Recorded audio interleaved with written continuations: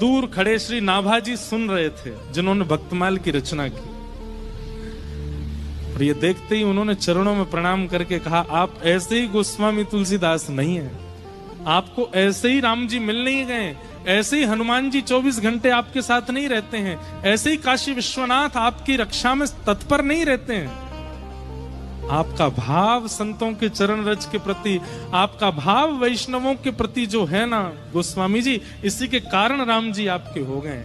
पर जब गोस्वामी जी ने श्री जगन्नाथ जी के बारे में सुना और जगन्नाथ जी के रथ का वर्णन जब उन्होंने सुना, तो गोस्वामी जी के नेत्र बंद हो गए और एक एक बारीकी से उन्होंने एक कौन सी देवी बनाई गई है, कौन से देवता बनाए गए, चक्र की आकृति क्या है, घोड़े कैसे हैं, ऊपर सूचीकार ने वस्त्र कैसा बनाया है, रंग रोगन कैसा किया है, ये सब जब गोस्वामी जी ने सुना, सुनते ही गोस्वामी जी कहते हैं, मेरे मानस में जो जो चिंतन हुआ था वही मैंने रामायण में लिखा।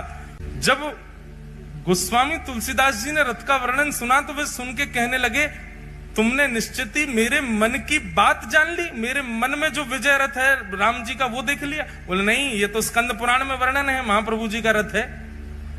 जब महाप्रभु जी का रथ सुना तो बोले ये बिल्कुल वही है जो विजय रथ प्रभु श्री राम का था। उसी नंदी घोष रथ के ऊपर महाप्रभु जगन्नाथ विराजते। तभी गोस्वामी जी के मन में आया, बोले भैया ये कहीं राम जी तो नहीं है जगन्नाथ जी।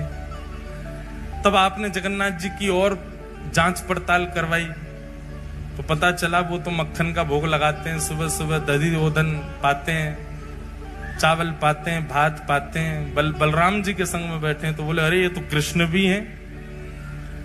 तभी आपको पता चला कि सुदर्शन जी बगल में विराज रहे, ओहो ये तो हरि भी हैं। तो राम कृष्ण हरि तीनों। गोस्वामी तुलसीदास जी महाराज उतावले हो गए, बोले कि मैं तो देखूंगा इनको। गोस्वामी जी गए जगन्नाथपुरी। जैसे ही जगन्नाथपुरी गए, जगन्नाथपुरी में जाकर के सबसे पहले तो आपने वहां के लोगों को देखा। क्या देखा? हरि हरि बोलो, हरि हरि बोलो, हरि हरि बोलो, मटक मटक करके नाच रहे हैं महाराज। गोस्वामी जी महाराज देख करके सीधे भोले भाले सब घूम रहे हैं, सबको देख के बड़े प्रसन्न हो गए। बोले वाह भैया। गोस्वामी जी महाराज जैसे मंदिर में प्रवेश करने लगे, पंडा पुजारी सब ने पकड़ लिए। गोस्वामी जी बोले लाओ दक्षिणा दो। गोस्वामी जी बोले पहले ठाकुर के तो दर्शन करो। बोलो वो बाद में होंगे, पहले दक्षिणा दो। गोस्वामी जी का मन हो गया खिन्न सा, बोले कि कलयुग है यहाँ तो भारी लूट रहे हैं, बताओ। गोस्वामी जी भीतर गए तो महाप्रसाद की सुगंधी आने लगी। महाप्रसाद की स्थिति देखी महाराज। तो गोस्वामी तुलसीदास जी महाप्रसाद देखने गए तो क्या देखा? एक व्यक्ति खड़िया फूटा हुआ घड़ा था, उसमें नेक्से से चावल लेके महाप्रसाद बना बना के पा रहा था। और पाते पाते उसने वो छोड़ दिया, उसमें कोई कुकर खाने लगा और जो हाथ था उसको यूं पोंछ लिया। मां तुलसीदास जी बोले जे क्या किया इसने? और वो झूठे हाथ से ही भीतर प्रवेश कर गया मंदिर में। मां गोस्वामी जी बोले ये तो ऐसे तो लोग हैं यहाँ के। अब देखें ठाकुर कैसा है। भीतर जैसे प्रवेश किया, गोस्वामी जी के तो नेत्रों में आंसू आ गए।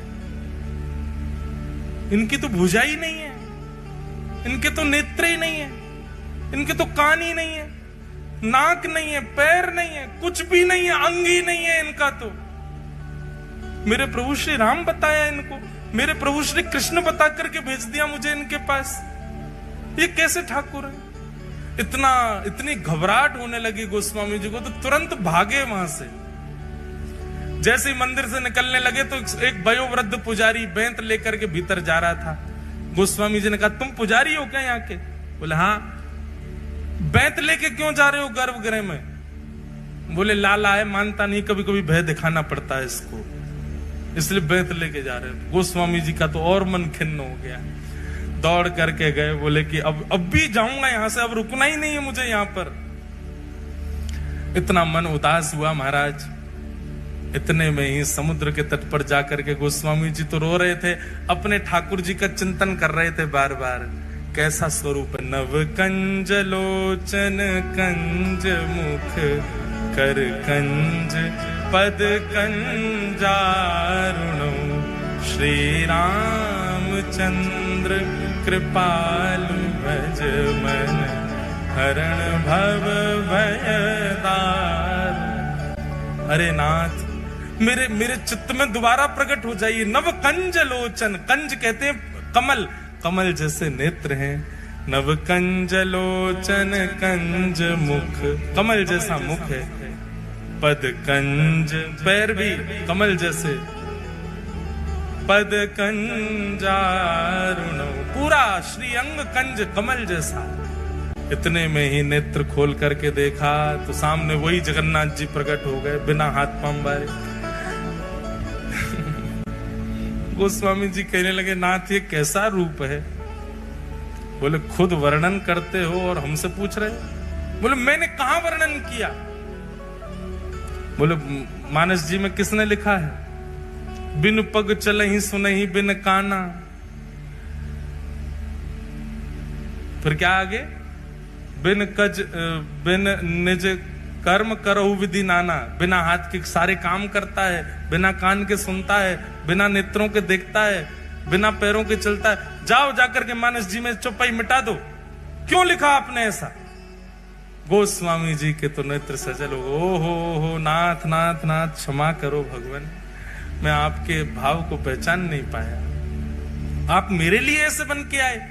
ठाकुर जी बोले, मैं रूप तो अपने भाव से धारण करता हूं, पर मेरे रूप से ना जाने कितनों के भाव पूर्ण होते हैं। गोस्वामी जी, आपने मानस जी में ये जो भावना लिखी है ना, ये मेरे जगन्नाथ रूप की भावना है।